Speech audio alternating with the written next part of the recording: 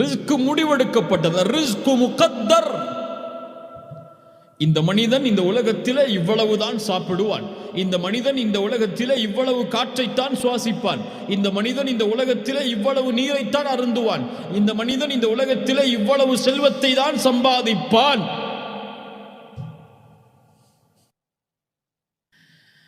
அல்லாஹு அக்பர். இதை புரிந்தவர்கள் இந்த உலகத்திலே நிம்மதியோடு வாழ்வார்கள்.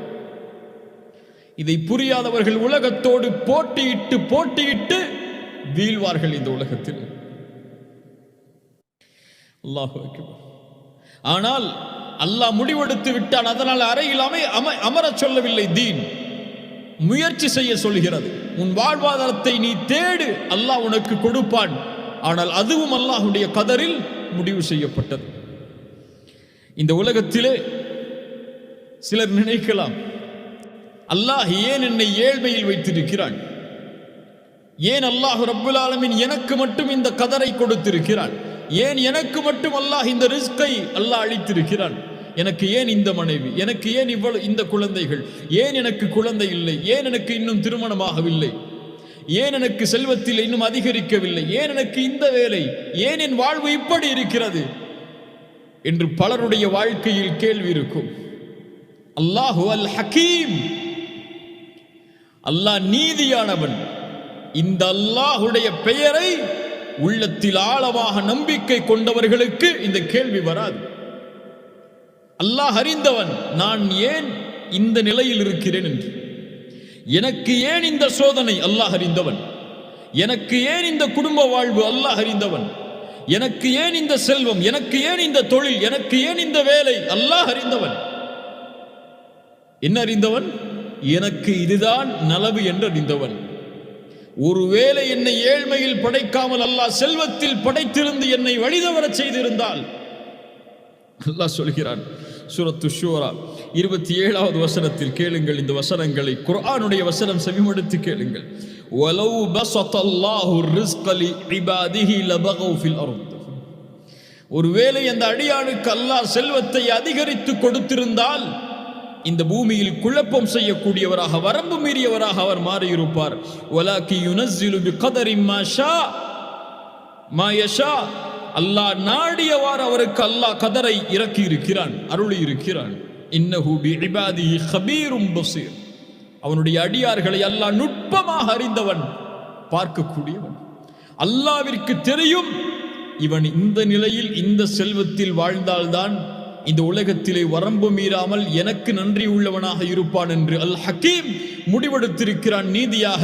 அதுதான் என்னுடைய வாழ்விற்கு ஏற்றது என்றும் அது நலவாகவே அமையும். அல்லாஹுடைய முடிவு ஒருபோதும் அடியார்களுக்கு தீமையாக அமையாது. அல்லாஹுடைய தேர்ந்தெடுப்பு ஒருபோதும், அல் ஹக்கீமுடைய தேர்ந்தெடுப்பு ஒருபோதும் அடியார்களுக்கு தீமை அளிக்கக்கூடியதாக அமைந்து விடாது.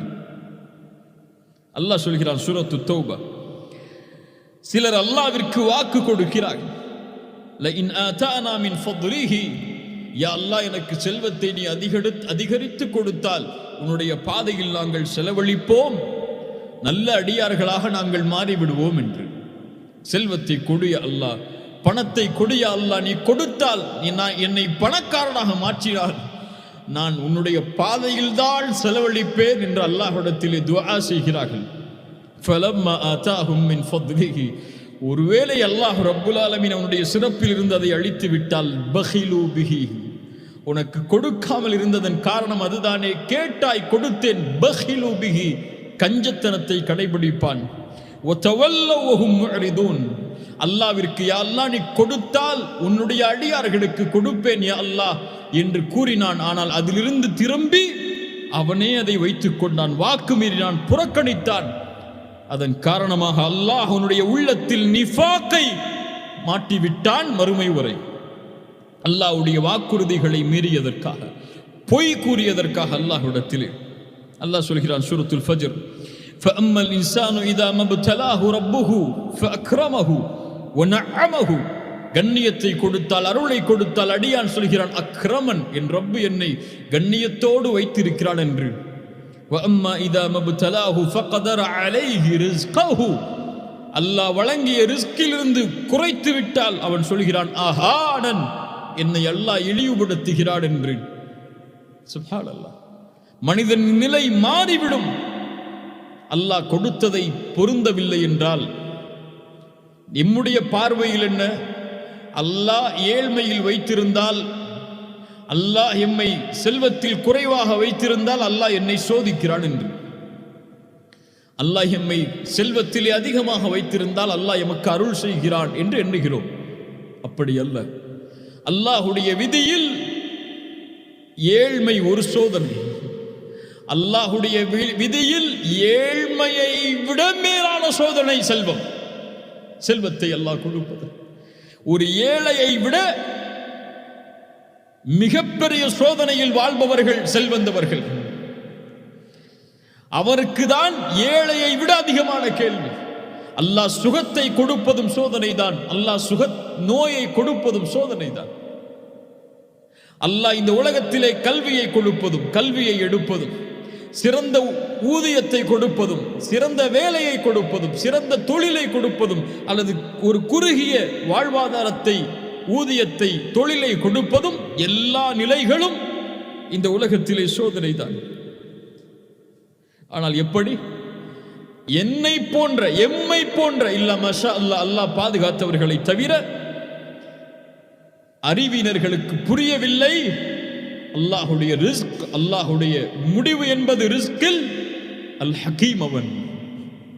அவன் நீதியானவன்.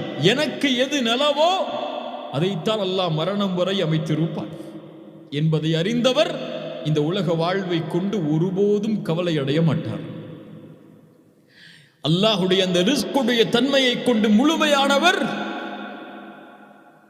அல்லாஹுவை ஒருபோதும் குறை கூறியவராக மாற மாட்டார். அல்லாஹுடைய ரிஸ்க் முடிவு செய்யப்பட்டது. அல்லாஹ் எனக்கு குழந்தையை கொடுத்தால் அல் ஹக்கீம், அல்ஹம்துலில்லாஹ்.